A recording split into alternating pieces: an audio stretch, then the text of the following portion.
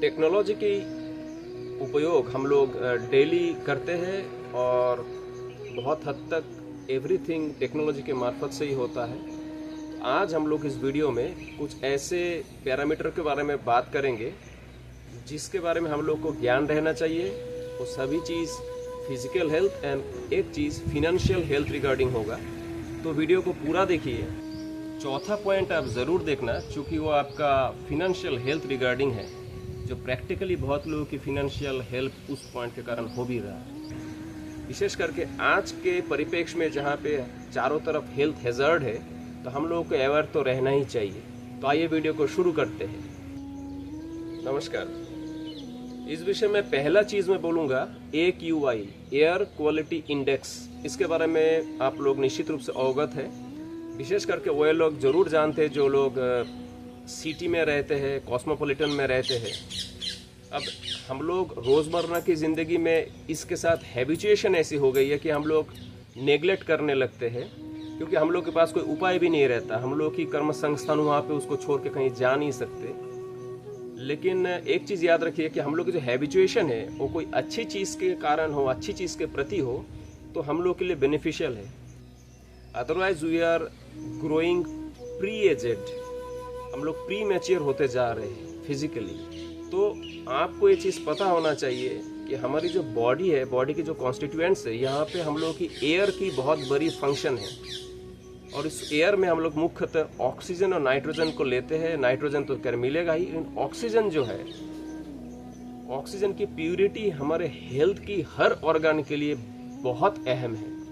अब आमतौर पे जो एयर क्वालिटी है, इसको 0 to 30 को ठीक ठाक माना जाता है, लेकिन आज मैं देख रहा हूँ इसको 0 to 50 कर दिया गया। तो 0 to 15 एक्चुअली 0 to 30 है। जितना कम होगा और अच्छा है। उसमें जितने भी आपके पोल्यूटेंट्स है, पार्टिकल्स, उसके कारण हम लोग की जो लंग में ऑक्सीजन जाता है, वो हमारी लंग में एक परत डाल देता है। आप लोग निश्चित रूप से जानते हैं कि दिल्ली में रहने वाले, प्रॉपर दिल्ली में रहने वाले हर एक इंसान एवरीडे 10 सिगरेट स्मोक करने के बराबर है, चाहे वो बच्चा हो, बुढ़ा हो, कोई भी हो। ठीक है, तो आप कर्म संस्थान वहाँ पे है, ठीक है, लेकिन किस तरीके से आप अपने आप को प्योर रखोगे, इसके बारे में आप सोचो। और केवल दिल्ली के लिए ही नहीं है, पूरा वर्ल्ड के जितने भी पोल्यूटेड शहर है, एयर पोल्यूशन से भरा हुआ, उसमें से बहुत सारा शहर भारत में, भोपाल है, कलकत्ता है, मुंबई है, पुणे है, हर शहर अब धीरे धीरे शहरीकरण के कारण पोल्यूशन लेवल इतना बढ़ रहा है कि आप जो नज़ल डक्ट है उसको आप निकालोगे तो आप देखोगे उसमें काला काला सारे मैटर भरा हुआ है। तो हम लोग को इससे बचना चाहिए। मास्क यूज़ करें और ऑक्सीजन जहाँ पे है वहाँ पे जाके ऑक्सीजन ले, बीच में चेंज में जाए। और कुछ मैं सिंपल टिप्स बोलूँगा जो आप लोग भी जानते हैं, लेकिन फिर भी मैं दोहरा रहा हूँ। बॉडी को ऑक्सीडेटिव डैमेज से बचाने के लिए, खास करके जो पोल्यूटेंट से फैलता है, उसके लिए आप लोगों को विटामिन C लेनी चाहिए।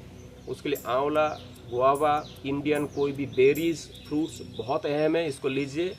तो आप डेट्स खाइए, अभी बहुत जगह में खजूर मिलते हैं, ब्लैक जो जामुन होता है उसको खाइए, और इंडियन फ्रूट्स खाइए, कोई परेशानी नहीं है।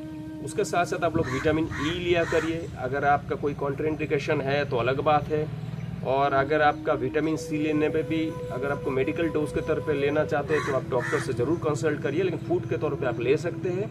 ग्रीन लीफी वेजिटेबल्स खाइए। तो vitamin E and vitamin C आपको बहुत हेल्प करेगा। विटामिन E नॉर्मली कोई भी नट्स में मिल जाता है और बहुत सारे सीड्स में मिल जाते हैं। चिया सीड है, फ्लैक्स सीड है, पम्पकिन सीड है।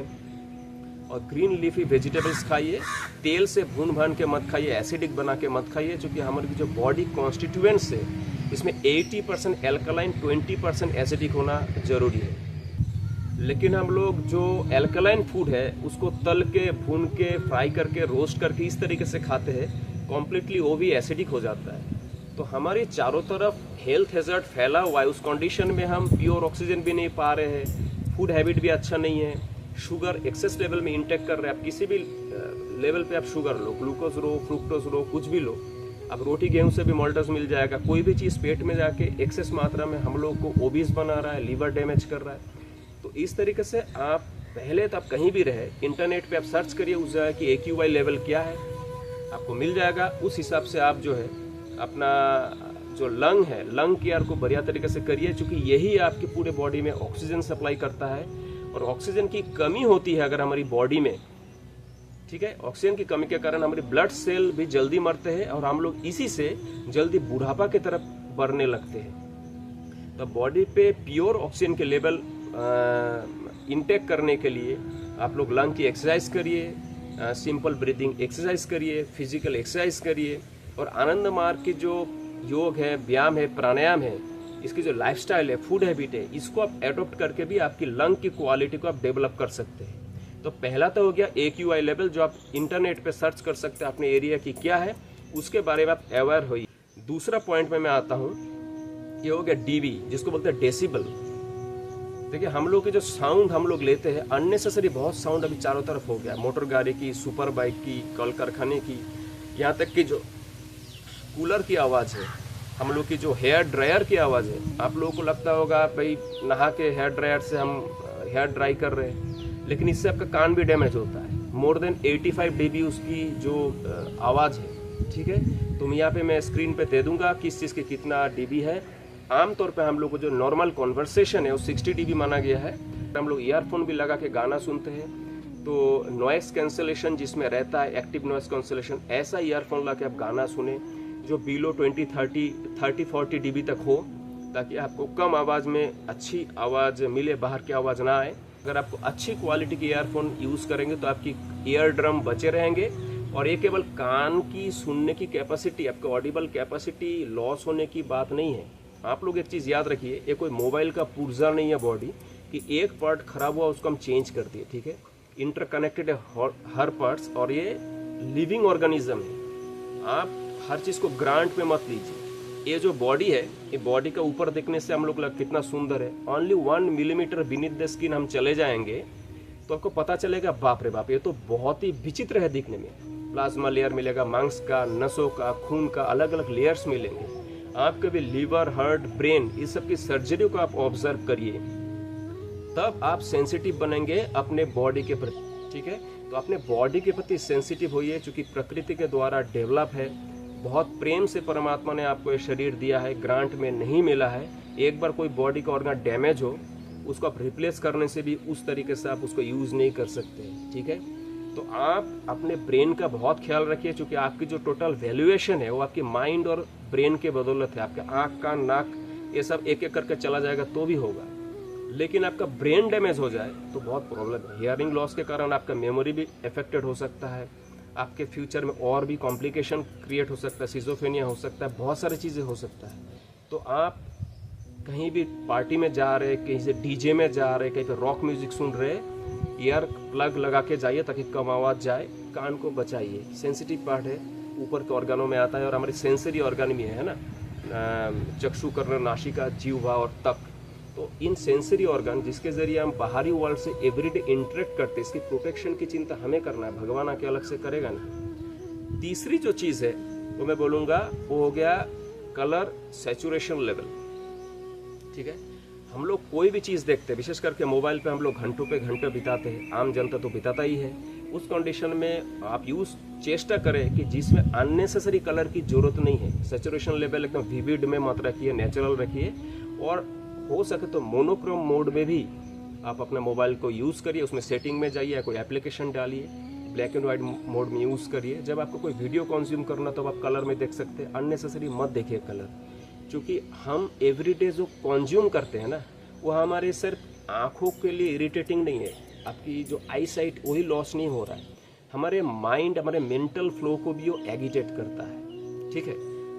क्योंकि हम जितना वाइब्रेंट कलर लेंगे, हमारा माइंड उस वाइब्रेशन की इफेक्ट से वैसे ही ज़्यादा जिगजैग वे में वाइब्रेट करेगा। तो आपकी जो मानसिक चंचलता है और बढ़ जाएगा, फिकल माइंडनेस बढ़ जाएगी, मेमोरी धीरे धीरे शॉर्ट टर्म मेमोरी डेवलप होना शुरू हो जाएगा, और मन अस्थिर और चंचल रहेगा। आप एक चीज़ गौर करिए, जो प्रकृति को परमात्मा ने बनाया है, ये हर जगह में एकदम contrasty colour, high saturation colour नहीं है, इजी टू एक्सेस कलर है, जिसको देखने से सूदिंग महसूस हो, सेरेनिटी महसूस हो। आई का केयर करिए बहुत अच्छी तरीके से। इस आई केयर करने के लिए कुछ चीज़ ऐसा है, जैसे आप त्रिफला के पानी से छान के है ना। कपड़े में छान के त्रिफला का पानी से आप आई कप मिलता है, उससे आप डेली आई वॉश कर सकते हैं, आई स्ट्रेन निकलेगा। आनंद मार्ग की विधि में व्यापक सोच की क्रिया है जिसके द्वारा आप आंखों की केयर ले सकते हैं, जिसमें आपकी आंखों की रोशनी मेंटेन रहेगी।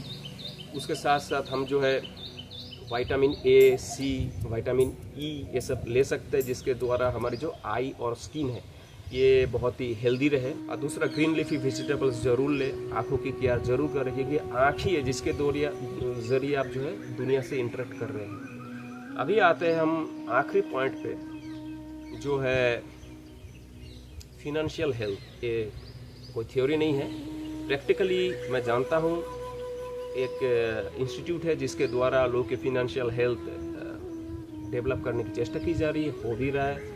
एक लोअर क्लास फैमिली के इंसान, एक मिडिल क्लास फैमिली के इंसान, अपना पैसा जो है बहुत कष्ट अर्जित होता है, बहुत मेहनत से उगाया हुआ पैसा होता है।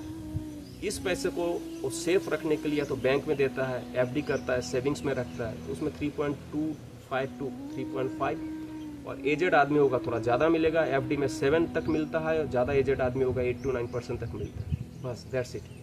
तो आप कहीं भी बिजनेस पर लगा सकते हैं, कोऑपरेटिव में लगा सकते हैं। यहाँ पे मैं कोऑपरेटिव की बात करूँगा। गुरुदेव श्री श्री आनंदमूर्ति जी, जिनको फिलोसोफर के तौर पे श्री प्रभात रंजन सरकार जी के नाम से भी जाना जाता है, विश्व वंदित गुरु है और फिलोसोफर भी है। उन्होंने कोऑपरेटिव मूवमेंट दिया, तो उसी मूवमेंट के तहत एक व्यक्ति है जो आनंद मार्गी है, स्टांच मोरालिस्ट है। अभी तक मैं उनके बारे में ही जानता हूँ, मैं उनको पिछले 16-17 साल से जानता हूँ।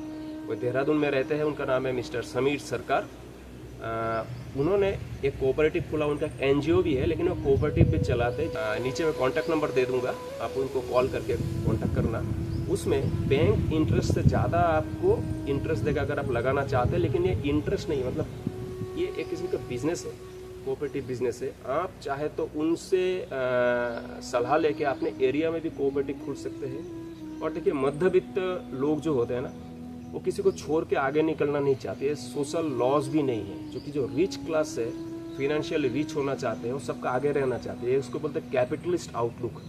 लेकिन समाज कैपिटलिस्ट आउटलुक से आगे नहीं बढ़ सकता। मेरा कोई भाई पीछे छूट जाए तो हम आगे कैसे निकल सकते हैं? तो समाज तभी बढ़ता है जब हम सबको पकड़ के एक साथ ऊपर ले चले। Cooperative movement is the future of economy through out the world. क्योंकि कैपिटलिज्म जल्दी डेथ करेगा, कम्युनिज्म खत्म हो चुका है।